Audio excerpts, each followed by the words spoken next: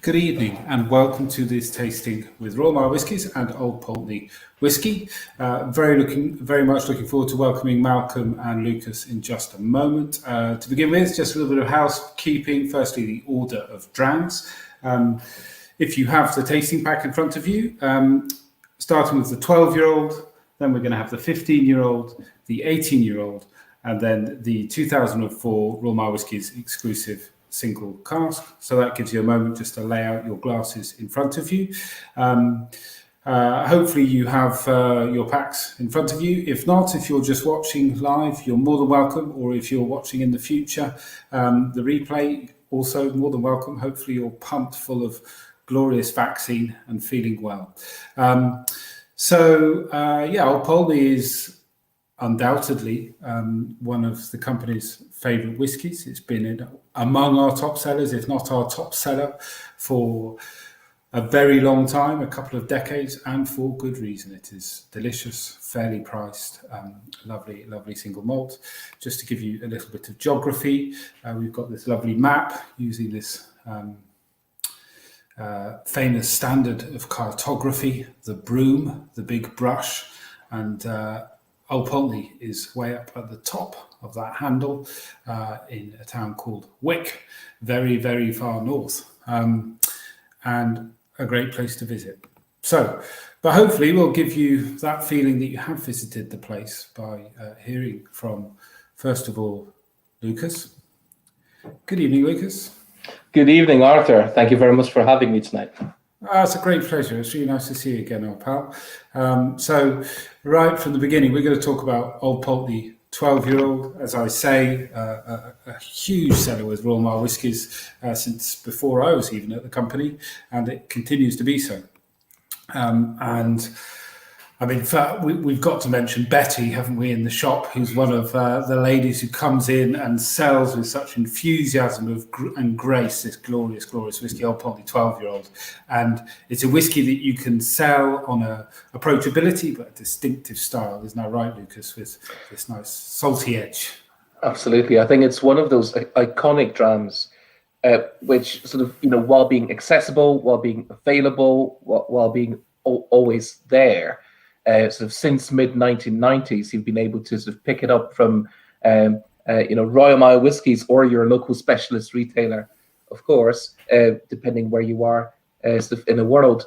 But it's just one of those drams which, despite the accessibility, always brings that depth and charisma and just heaps of information to the table as well. So it's a dram that really speaks of the place. It really speaks of time. It speaks of people. Heritage, the raw material, and in that sense, it's just one of the greats. It's one of those iconic single malts, which should really have a pride of place on every whiskey lover's shelf. Agreed. And if we're talking about distinctiveness, this seaside-y kind of character that Old Pulteney is associated with, the great Michael Jackson, the writer, described it as a mountaineer of the north for this kind of salty edge. Let's start with the big one. Where do you think this comes from? People have argued about it for a while. You're few better people placed to answer that question. Well, Malcolm might be well placed, but let's start with you. Well, it's not as contentious an issue as you would think. I think there are almost two separate questions here. One is where it comes from, and that's a slightly more complicated, sort of obviously slightly scientific question. And our friends at Scotch Whisky Research Institute, which is about 10 minutes drive this way, are telling us there is no way for salt to actually permeate through the pores in the oak. It can't get inside the cask. But then on the other hand, we are fully aware of the impact the maturation location has on our spirit. And we have some of the spirit maturing away from the coast in the central belt of Scotland for, say, blending purposes. And we know that it does a completely different thing in the central belt of Scotland to what it does on the Caithness coast, where all of the stock for single malt purposes is matured right there in Wick at Pulteney Distillery. For me, what it requires, and some people are obviously much better at sensory perception than I am, and they will have, much more acute sense of smell and perhaps better, more accurate ways of putting those experiences into words. In terms of the nose, people will say that they find it a little bit briny, and people find it that sort of coastal minerality to it. Where I really find it makes a big difference, the biggest difference to me personally, is on the finish. Just as it goes down, a few seconds later, it does reveal that beautiful sort of fizzing, tingling sensation, and it certainly brings up unmistakable coastal character. And just a small caveat here, we're going to obviously progress deeper into the range, and we're going to look at some fabulous, very developed, very sort of drams which are driven by extract quite a bit more than the 12-year-old, and we're going to see some Spanish oak come into equation. But if you're looking for that maritime sea air briny edge, then actually the 12-year-old is probably the perfect place to look for it. At this age, it has just the right balance, and you're definitely going to see it. So, I wouldn't want to speak for our friends on the scientific side. I'm not going to speak for Malcolm. He can maybe use his own words to describe it. But when you're there, when you're on location, when you're on site at the distillery, you really get it. You understand it. The minute you get out of the car, the air is different. You can smell the sea. You can feel the humidity in the air, and the warehouses, the casks in those warehouses, they definitely breathe that air, and they definitely breathe that moisture from the air. And unmistakably, undoubtedly, blindfold me, and 10 times out of 10, I can tell a sample matured in Caithness from a sample matured elsewhere. And I've tasted some wonderful independent bottlings of Pulteney. We can instantly tell that they are not matured by us, because there's just that dimension of them, which is not quite what we are looking for. And it's the rest is history. The maritime malt will reveal itself to you, so to speak. Yeah, and I agree. It is there, and it is there particularly in the 12-year-old, which again, there is some element. I agree, it's not contentious. I do think it's there, but there is some element of weirdness or mystery to it, and that you would think with the 12-year-old, you might get less of that saltiness, whereas when you've got 15 and 18, yeah, I feel there is less in there. We can come back to that later on. More time interacting with that kind of coastal air, but I guess we're looking at 100% ex-bourbon cast in this case in the 12-year-old. Yeah. Maybe it just shines through a little bit. Absolutely, and I think, Arthur, this obviously being quite a complex equation, you're going to see multiple factors come into it. And I think obviously the sea air is only one of multiple things influencing the final outcome. When Pulteney runs off the still, it is actually slightly savoury to begin with. It has that tiny little bit of meatiness running off the still. It's actually quite a full-bodied, quite a waxy. It's deliciously citrusy. It's fruity, and it has that beautiful top end. But actually, it has unmistakable sort of savoury edge to it as it runs off the still. And I think that combined with the sea air then gives you that sort of particular perception. And perhaps as the whiskey matures, as more extract, particularly as more sort of that tannic backbone comes into it, that tends to hide those more subtle notes. So I think if you were to think about it as sort of two curves on a chart, the tannic extractive sort of astringent, very structured curve, the sort of the darker side of the tonality spectrum, that just takes over the saltiness, takes it over, and then sort of tends to hide it a little bit. You will see it in the older expressions, but most people find it just a little bit easier in the younger ones. Mm-hmm. We went geeky pretty early, didn't we, Lucas? I do apologise. It's been a long... No, it's my fault. It's totally my fault for going in straight with the old the salty question that people have argued about online for a long time, and I've flip-flopped on the whole discussion. But I do find Old Pulteney 12 salty, and I do absolutely find our single cask bottling salty as well, which I was delighted. It had this kind of real coastal side to it, and you've got some lovely imagery that just backs up this this relationship to the sea, which, if you go to the place, is very, very evident, and you feel it if you make that journey all the way north. But that's a great introduction, and it's always good to try the Old Pulteney 12-year-old. And it's not a particularly glamorous point, but I do think it's a really important one that you mentioned earlier on, that it is available. Absolutely, we sell it. We'll sell buckets of it to you. But it's a great single malt with an age statement at a very fair price that you guys have managed to keep on the shelves around the world at times when there's been great pressure on stock. And that's commendable. You know, some distilleries have not managed that. And I'm not sure how the team have managed that. You know, I'm not 100% sure. But I also know that what hasn't happened since the 1990s is there haven't been really any compromises on in terms of quality, in terms of stretching that stock, making it go a little bit further. If anything, I think that the sort of the current generation of 12-year-old Old Pulteney is probably the best there's ever been. And I know as humans, we have this sort of tendency for nostalgia and tendency to say, oh, you know, it's not as it used to be.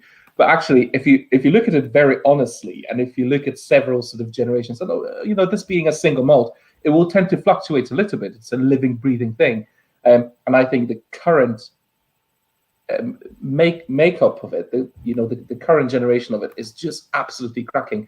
It's so much value for money, which is something that we don't like to say because it's almost beside the point. But you know, you're getting so much single malt, you're getting so much character for your buck.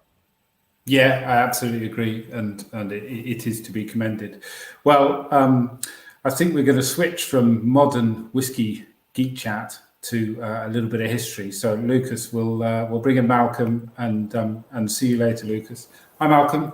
Hi, how's it going? How are we doing? Yes, good. So, we're all a little bit nervous about your internet connection tonight. Well, you're more nervous than what I am, I can assure you that. But it seems to be working fine. But we've got Lukasz in the background who can help out. But you manage this wonderful distillery in the far north. But I understand you're also a keen historian of the place and the region. And I think Old Pulteney is defined by, and to whiskey fans, defines its region. It is that distillery up north with a fantastic history, deeply associated with fishing in particular, I believe.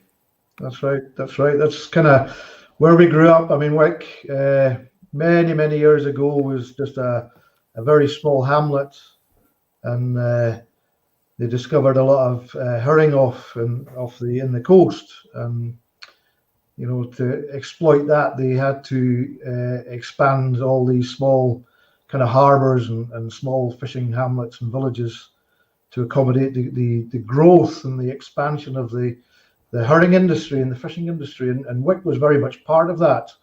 And really the whole industry started from the north here. I mean, naturally the herring migrates south, so it was the place where it all first started. And when Wick boomed, I mean, you can see a shot of the harbour there. There was, you know, normally there would just be a small handful of boats, but when the fishing actually started, you know, you would have upwards of about 1,100 fishing boats, and round about, you know, 14,000 people used to come in and fish. I mean, Wick at that time, it only had a population of about 3,000 people, so it really kind of, you know, crammed it all in there. That's incredible. The pubs must have been pretty lively when the boats came in, I should think. Well, that was the thing. There was almost as many pubs as what there were in fishing boats. I mean, you know, they had to build a new town, Pulteney, and this is where we are. So you've got the river flowing through, and then you've got Wick on the north side, and you've got the new town of Pulteney on the south side. And we were the more affluent part of the town, and we had 21 bars. And Wick had 20, so there was 41 bars to accommodate all these people that were into fish and also drink. And this is where really part of where the distillery kind of grew from, where its inception was. It was founded by a local gentleman back in Newey. Just before you go on, Malcolm, I should just maybe say to the people at home, maybe move on to the old Pulteney 15. Malcolm's in his flow now, so we'll come back to it and sum up the drama at the end. Keep going, Malcolm, but people at home, feel free. We're on to the 15 now. Yeah, the 15, yeah. The town was founded. Yeah, well, the town was actually, the town of Pulteney was founded by a man called William. Well, he was born William Johnston, and he was born not far from your part of the world, actually. He was a relatively well-to-do family, but not extremely rich. But he educated himself in law, and he was called to the Scottish Bar in 1751. So he was a lawyer, and he was also a politician. Not just that, he was one of the main men in the British Fisheries Society, and he was tasked to expand all these harbours on the east coast of Scotland to accommodate all this new style of fishing and the expansion of the fishing. And he employed a friend of his, actually, Thomas Telford. And he was very instrumental, and he designed all the new town of Pulteney. He designed the harbour, which actually grew over the course of the actual fishing and 2 or 3 different expansion programs. But it was Telford that was really, he was part of the involvement of the distillery as well, the design of it, and it was incorporated by a family called Henderson, and they were actually distilling further inland, about 15 miles from Wick, prior to Pulteney opening in 1826. It was right about the mid 1810s, up to 1820, and Henderson was building in, was distilling then. The harbour was on its first phase of expansion, so Henderson moved inland, and he sited where we are now, and we haven't, we've basically grown slightly from where Henderson actually built the distillery in 1826. So did they grow a lot of barley around there, or was that coming in by boat as well? Because I don't think of it as a barley growing centre. There would have been a small amount grown. There would have been enough in those days to service the distillery. So there would have been. There still is a lot of barley grown here. Actually, not far. And we've actually, incidentally, we've just come off a run of barley that was grown locally in Watton, about 8 miles away. So we've been distilling with that for the last couple of months. So there would have been. There was a lot of mix. There was a lot of agriculture, and there was a lot of fishing. And I hastens to add, there was a lot of distilling done as well. So in those days, it was there was quite a lot of small industries going. It was a very, very busy place. Well, and the guys over at Inverhouse, they sent over this lovely little video, and to just show the bustling nature of it, I wonder if you could just talk over this as it goes along. So luckily enough, I suppose, well, the fishing industry is much diminished up there, I suppose, now, is it? It's very much, yeah. It's you got a small amount of boats, maybe half a dozen to a dozen boats that do small time fishes, mainly shellfish, crab, longestine, 1 or 2 whitefish, but there's not so much. Herring is fish for sport now as opposed to industry. Right. Whereas, we've got a lot of kind of like pleasure craft come in. We've got a marina. So, I mean, this video, I think it captures the last days of what was a teeming fishing industry, probably reduced a little bit, but still much greater than it is today.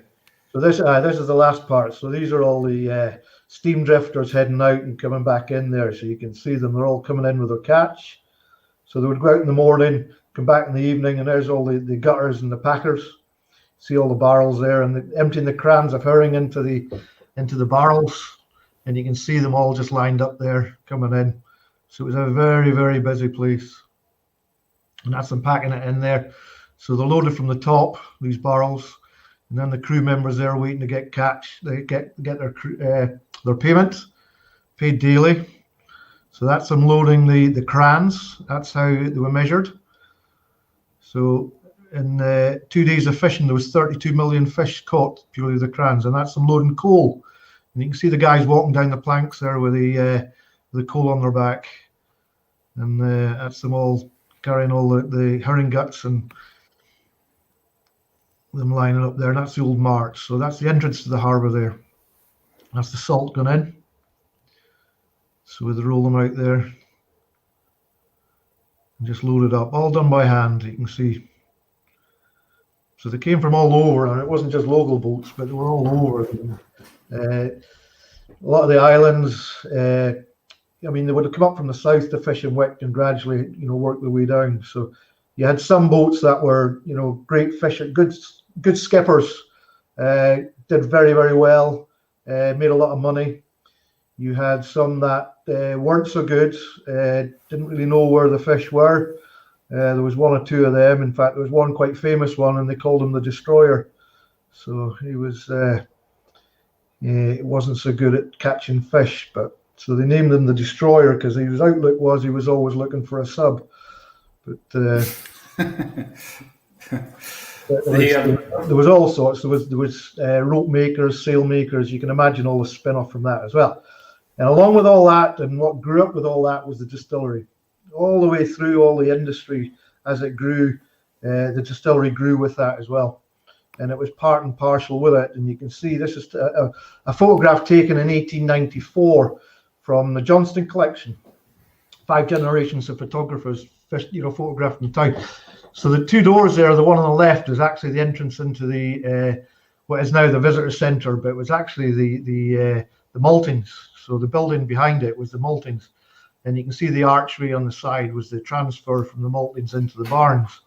So that was a group there. That was actually a shift. So you can see the shift operators in the front there, the wooden shields, the guys working in the maltings. And then you had the coopers, the stillmen, you had the excise at the back, and then you had the actual owners. So the Henderson family there as well. Is that looks like a child ghost, fourth on the back row, fourth on the right. I know we've a blown up picture of that down the visitor centre, and it's very, very difficult to tell if that's a little boy or a little girl, to be honest. But it's definitely creepy. Yeah. Well, most of the guys in there are pretty creepy looking, Yeah, everyone with a hat though, isn't it? You don't got hats and facial hair. Yeah. Yeah, absolutely. And the guy at the back, distillery manager. Which one? Sorry. Well, I think you just cut him off, but it's a scruffy, disheveled looking guy at the back, which is not much changed at Pulteney, to be honest. Were they distilling for the local market? Was it going down in casks down to London? Where were they making whiskey for? It was predominantly the local market. I mean, it's been said, and it was been written by a guy called Reverend Thomas in the local paper, the John O'Groat Journal, that there was 500 gallons of whiskey drunk a day in Wick, in the town. And that was all to do with, these 41 bars. It was all to do with the fishermen and the style of fishing that they had. They would go out every day and they would take these stone flagons out with them, and it was all, new make spirit. And they would drink through the day, come in, fish during the night. They would come in the morning and sell their catch, and they would just drink. And that's the way kind of life was. So there was 500 gallons. There was also, you can see a lot of photographs from the Johnson collection that a lot of these schooners used to come in and they used to take casks out of there. The roads are pretty bad now coming north, but in those days they were pretty non-existent. And they used the harbour and they used all the passing trading ships coming in to take a lot of his whiskey out to markets down south. So a lot of it would have been in Edinburgh, into Leith, perhaps further down, into London. In these places. So, and there always has been a connection with a lot of the Scandinavian countries in those days. That Pulteney whiskey actually, back in the early 1900s, late 1800s, that a lot of Pulteney whiskey made its way over to Scandinavia. So it has been established and has been recognised over there for many, many years, and that was purely because of the harbour and the traffic coming in and out of it.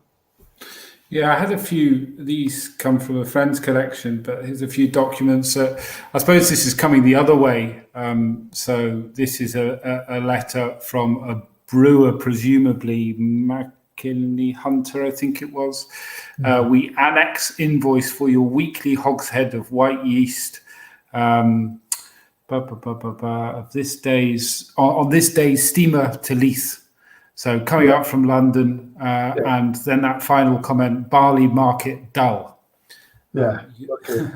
Yours beautiful in that old script. But that struck me the idea that your distillery would be having to get yeast all the way from London, from big brewers down in London, but I suppose there's no refrigeration. It was a much more volatile ingredient. Yeah, it would have been quite regular supplies, but Henderson was very industrious entrepreneur, really, and he actually had his own brewery as well, just north of the distillery here, between the distillery and the Axel Harbour. So he was brewing his own beer at the time, and he actually owned the town meal mill as well. So he was quite the industrialist. So that makes sense, actually, because I have another old document I was looking at, where this one here again is. I'll probably just read it because it took me a while to decipher it all. But this is from the Seedsman and Nurseryman to the Highland and Agricultural Society of Scotland, and it's Invoice of Hops from Peter Lawson and Son to you guys. But okay, so that's going to the brewery. I was thinking, why the hell were they using hops?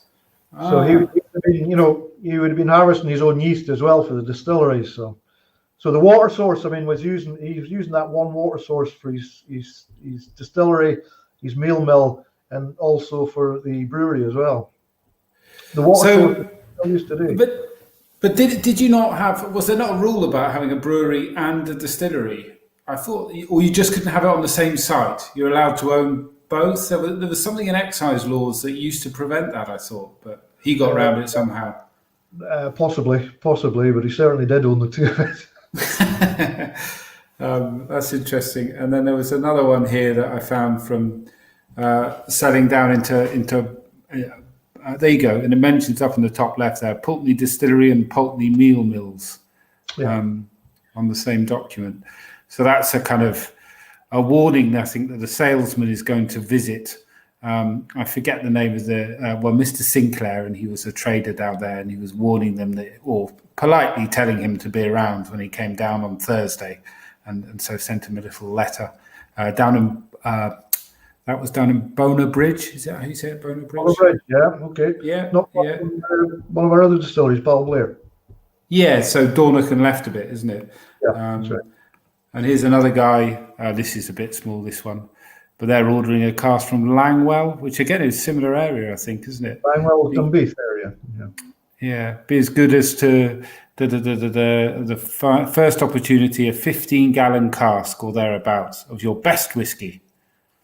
Okay, it was all good. Yeah, well, he's quite clear he doesn't want any of the worst whiskey you've got. So again, that's selling to Caithness and below a bit, but that's all local. That's all local markets. Yeah, that's all. But still, a hefty old journey, isn't it, to get down to those kind of areas? But, even from like Wick down to Dunbeath, it's only it's around about 20 miles. That would have been a day to try and transport something like that in a horse and cart down, or a pony and trap down to deliver a cask of whiskey to somebody. So. That would have been going on all the time. And, we should remind ourselves that we are all drinking whiskey tonight. And this is what we're on at the moment. It's all only 15-year-old. So, is your role as distillery manager? Do you also have a hand in putting together the bottlings and deciding on how ranges get changed, or managing the stock in that sense? Yeah, well, I'm obviously part of a team. I always say that I'm a cog in a large wheel, and there's I don't make the decisions alone or anything like that. There's a team of people.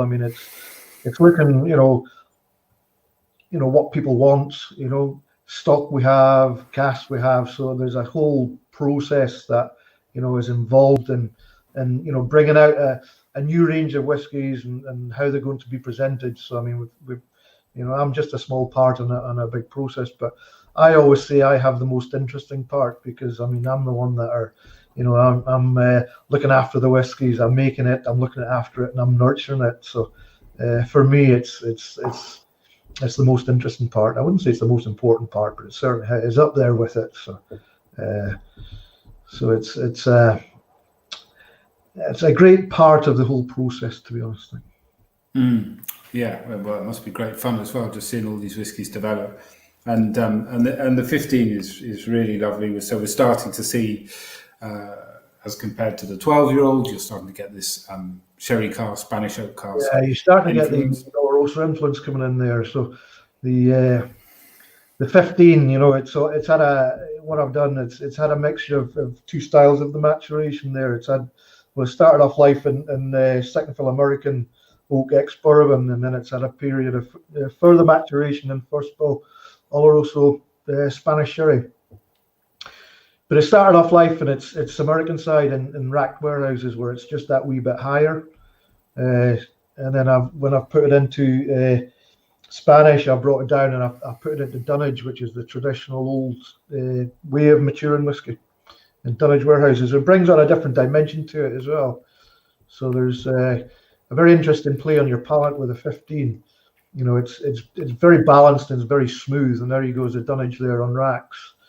And a lot of the warehouses I've got here are dunnage of three dunnage and 2 racks. So they really have an important part to play on how you position it within the cask within the warehouse and which type of warehouse you're actually using, because it's going to bring something different to the distillery. So you can see the warehouse there on the left with a sign that as you mentioned earlier, the meal mill, that was the meal mill. So that's warehouse number 5 now. So that's dunnage. So you can see they're low and they're built from a local stone, Caithness stone. It's very dark and it's very dense and it's very cold. It retains the. That's not Caithness stone. Well, that was that warehouse number. That's it there. You can see it. So it's very dark, but it's very good at keeping the temperature quite constant within the warehouse. Probably all season, to be honest. The good thing with being so far north is we don't have a big fluctuation on temperature and weather extremes. Although we do get a lot of wind from time to time, but it's the temperature is pretty well constant throughout the year, so there's not a big swing. So it kind of not having a big swing really, and having 2 different types of warehouses, I think has a bigger influence on it. You can capture it better.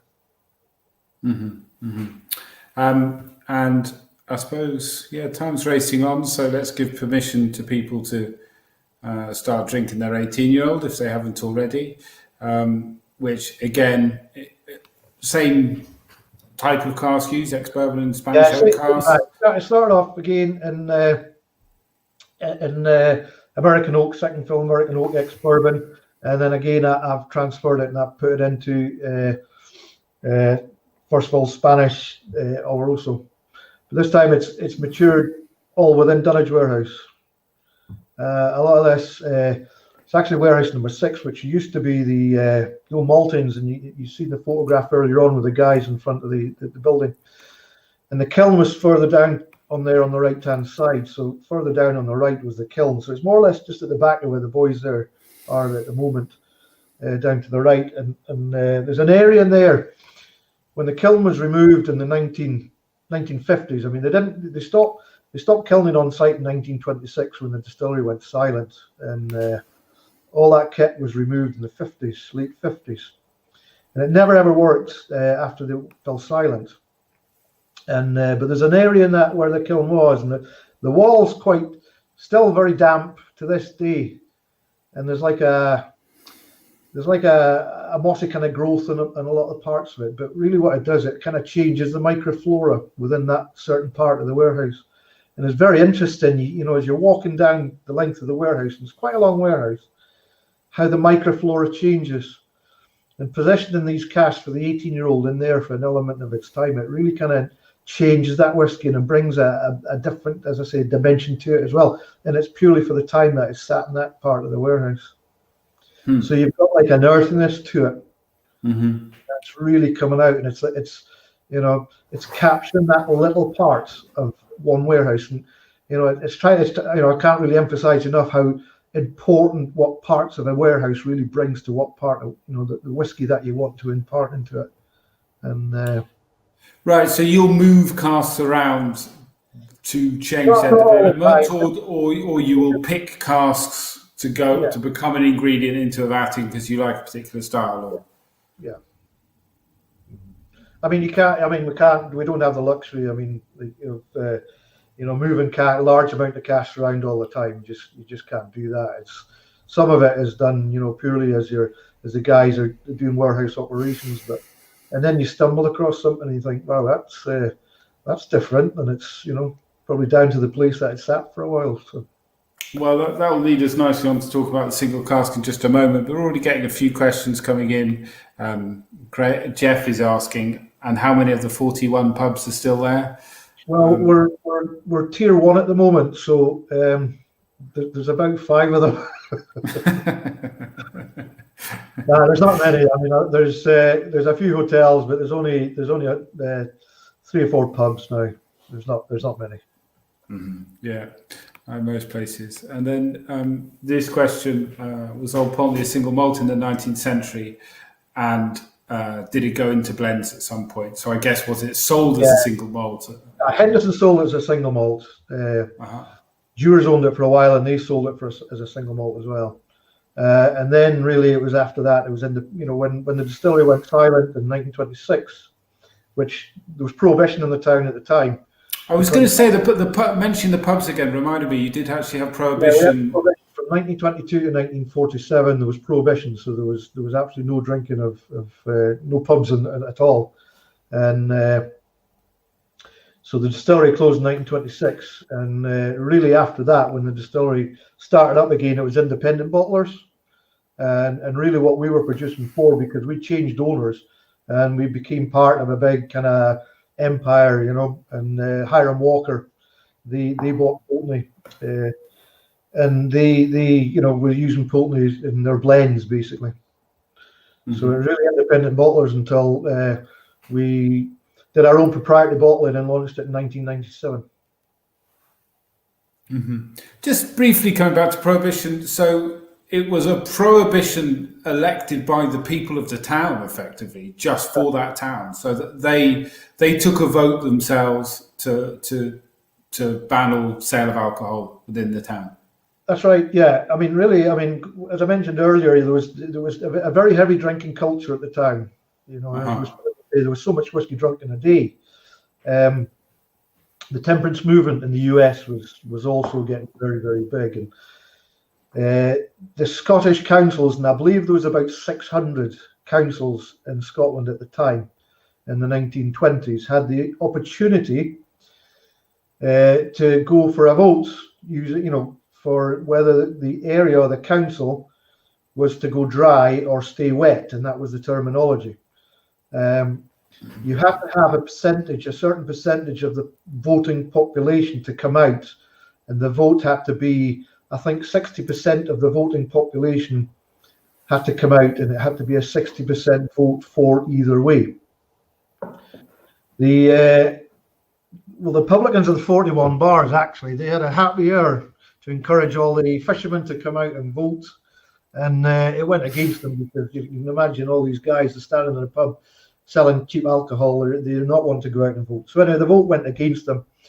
In May 1922, Wick became a dry town. So for 25 years, there was prohibition. A wayfarer could come into the town and he could go to a hotel and he could have a drink at his table, having a meal, pretty much as we are now, to be honest. That went on for 25 years, and it was lifted, as I say, in May 1947, and it was the Camps Bar, actually not far from Wick, was the first place to open and start selling alcohol. So the distillery lay silent during that time, but it did operate up until 1926. So we were for 4 years distilling in a dry town, and then it was really, industry, and the Great Depression was coming on, and it kind of closed. Not just Pulteney, but closed a lot of other distilleries around about that time as well. Go, if you were one of the 40% who didn't want the town to turn dry, the last thing you want is the smell of a distillery in town, isn't it? Wafting across. Exactly. Well, just as we bring Lukasz back in, it's a nice question, because it's as we move on to the single cask. Does Malcolm have any personal favourite cask stashed away in the old Pulteney warehouses, kept for special bottlings? What's the oldest cask currently? Let's do that first. What's the oldest cask currently? The oldest one we've got from the 60s. Right. I'm not going to tell you actually what year it is like, but we've got some in the 60s. Okay. That's good. Difficult question. They're all my family. I'm not going to pick out one of my families being a favourite. I love them all, but we've got a lot of good casks that are sitting there for things that are going to come out in the future. But to recap on the 18-year-old before we move on to single cask, I think it's got a really good. This is a really mature whiskey without being woody in any way. Like there's no trace of woodiness, but it's very mature. It's got maturity without just wood. Yeah, exactly. You've got a lovely oakiness to it, but it's very indulgent, and you've got that spiciness coming on it as well. It's a very complex whiskey, the 18. It's one that it's on your palate for a long, long time, and for me, it's a whiskey that develops, over the course of the night. It really kind of opens up. There's so much complexity to it, and there's so many layers to it. And I always say it's as deep as the ocean. It's as deep as the North Sea out there in terms of what it can bring to your palate. Great texture. Yeah, fantastic. Yeah. There's particular skill I find in balancing American oak and Spanish oak and actually keeping them in balance with that flavor development. And what you, Arthur, are talking about, the sort of no sort of over woodiness of it, and then obviously having all those higher sort of estery, more perfumed aspects of that prolonged development, really right there at the front of this profile. I think the 15 and 18-year-old both nail it, but the 18-year-old is quite special in that respect. Yeah. You feel the European oak coming a bit more in the 18 for sure, I think. Like the 15, it's got that slightly more bright bourbon cask character. But really two really great drowns, especially to have side by side. Really interesting interplay. 3 years more maturation, but also it feels like a different cask percentage, I would have thought, would be my guess. The further maturation is a little bit longer on the 18-year-old. So there's about 2 years of it on the 15-year-old, and you're going to see a little bit more of the Spanish oak influence on the 18, but not much more. It's kept in check. So your single cask program, and there's some nice comments coming in about the 18-year-old as well. I just mentioned Graham loving the herbal, earthy, oaky notes of the 18-year-old. So your single cask program, I mean, we've bought single cask exclusives from many distillers over the years, and I imagine you guys were some of the first we did it with all those years ago. Old Pulteney's, an excellent series of Balblairs we've done, and Knock, and each company kind of does it slightly differently. And within the house, I get the feeling. Sorry, I still call you in the house. I know that's not technically your name anymore, but. You're very careful about what you release within your single cask program. I feel like I'm prizing them from your fingers. If that's how it comes across, then it's not wrong. It's not wrong. I was actually doing a little spot of training in the United States for some bartenders about single casks. A couple of years ago, we were putting together a little presentation, and we were just trying to visualize numbers. We were trying to give examples. And I thought I would pick two really cool bars opposite ends of the continent. So a cool bar in Manhattan, and maybe employees only in LA or something like that. And I was speaking to these bartenders, and I said, well, we, as a company, we may empty or disgorge over 100,000 casks a year for various purposes, but maybe fewer than 100 will actually enter the single cask program. So this is really the pinnacle of the pinnacles. If you're taking a road trip from downtown Manhattan to downtown LA, the proportion of casks that we will allocate to single cask program, if you compare it to that distance, doesn't even get you off the Manhattan Island. So this is creme de la creme in the purest sense of the word.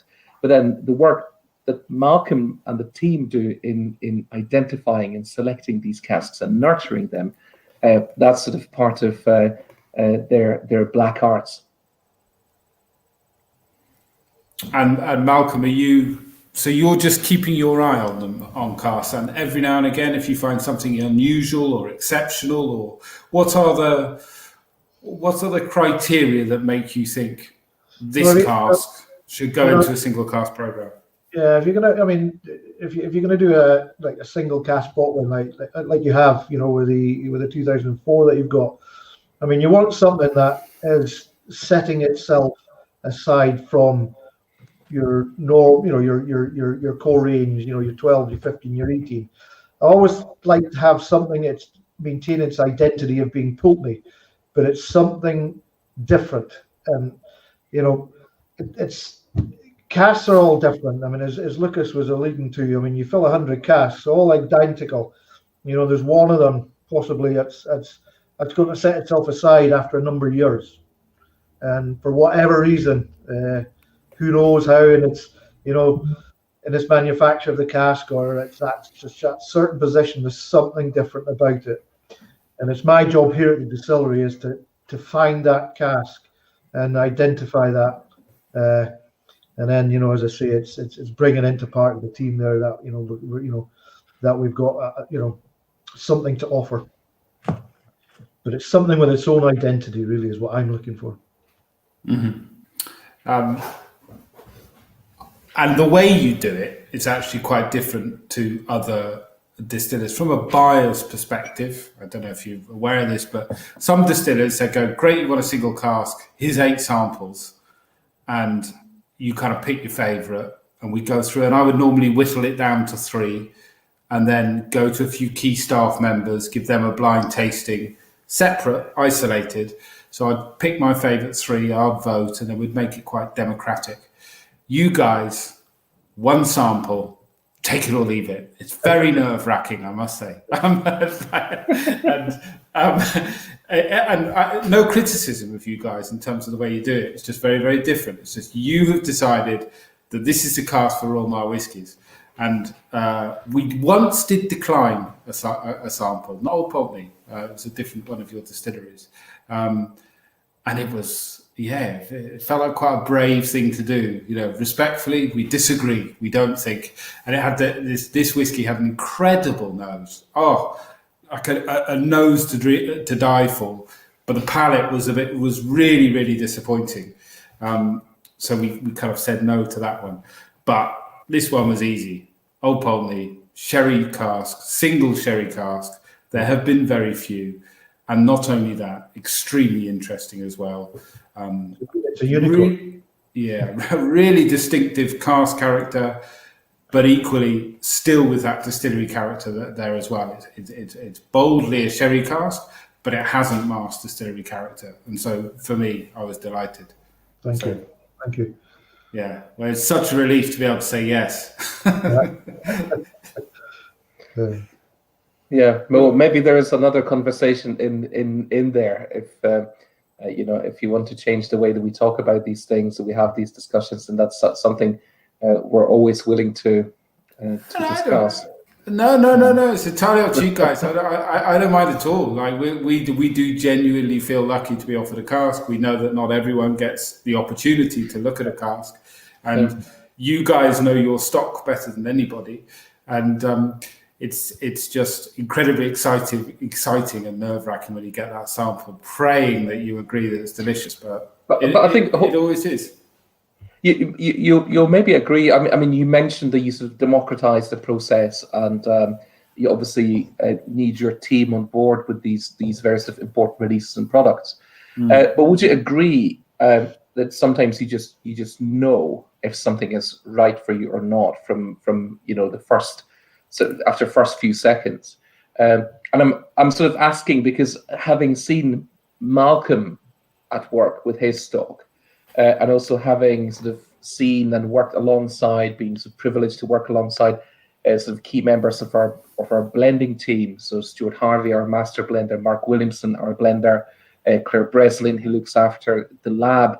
Having sort of seen them at work, I always get the impression that they don't dwell. They don't have to think about it. They don't do the sort of, the deep sort of thinking face, and here I am considering sort of the meaning of life.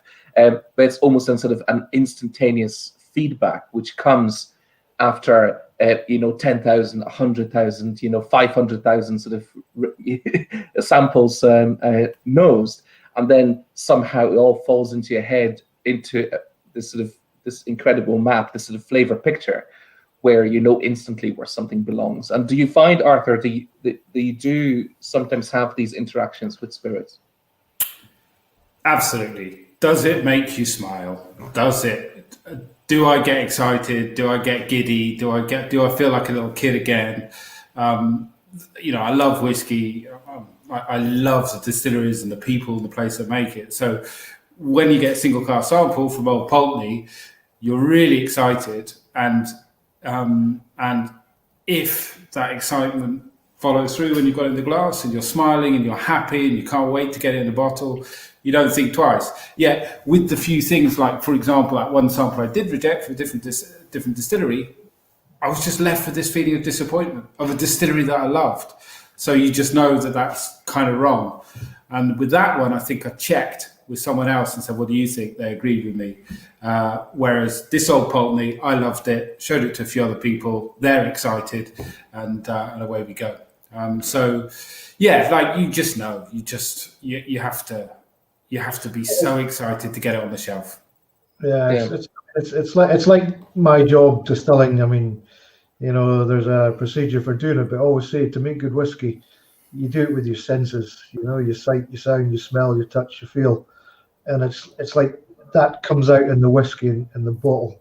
It's all to do with somebody's senses and somebody's perception, and and if you can relay that into somebody's palate, it's job done. For me, Yeah. It's tick the box. Yeah, no, exactly. It is a feeling thing. But equally, in a weird way, I'm more than happy to accept that I get it wrong all the time.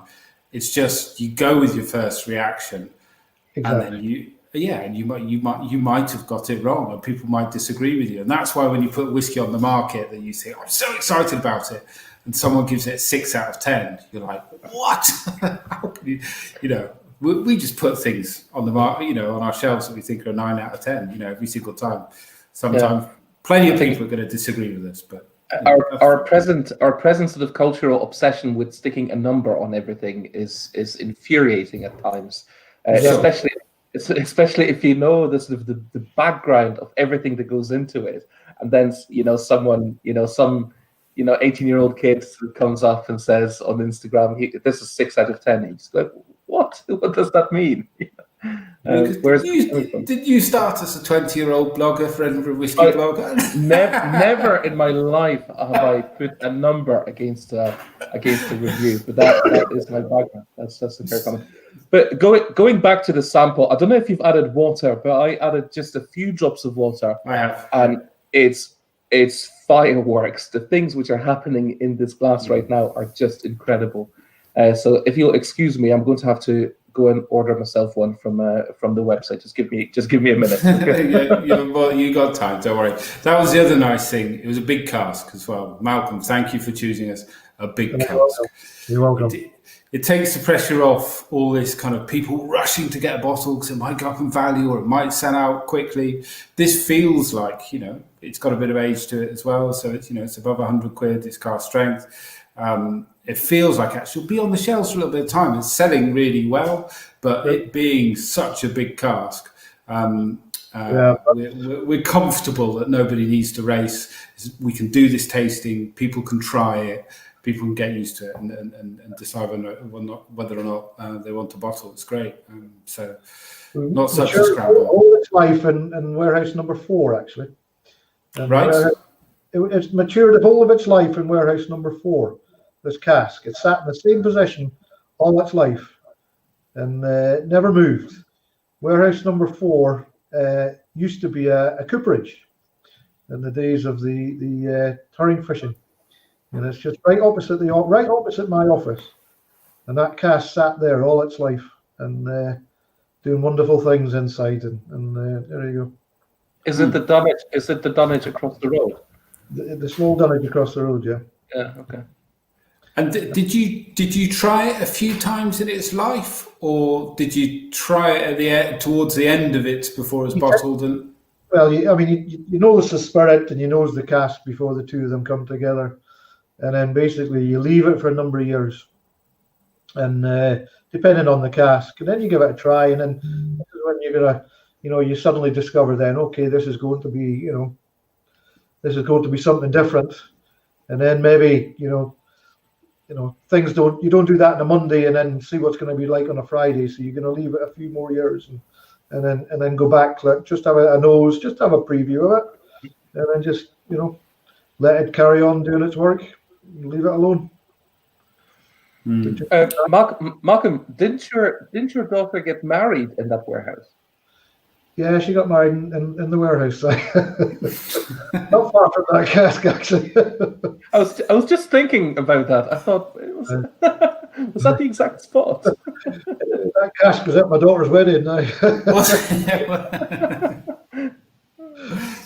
Very good. So, a question from Graham. I'm interested in the history of Pulteney for the 20th century too, as it's had quite a few owners. Wondered if any owners changed the whiskey in a major way. Oh yeah, that's a big question. I mean, well, Malcolm, you've been there some time now. I mean, I've been here over 30 years. Yeah. So you've seen one ownership change. One ownership change. Yeah. Yeah. The biggest owners the biggest changes has been within that time. The biggest changes is for the distillery and really our cask selection program all those years ago is really what's kind of been the biggest changes, and that's in terms of the history of the distillery, it's been within the last 30 years. Mm-hmm. Yeah, and it's changed so much as well, in that time as well. But purely for Pulteney, definitely the latter part has been the big changes. Mm-hmm.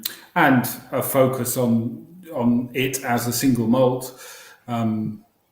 And making whiskey for single malt rather than prior to that, it was making whiskey for the blends, but now all these years now we've been making whiskey for single malt, and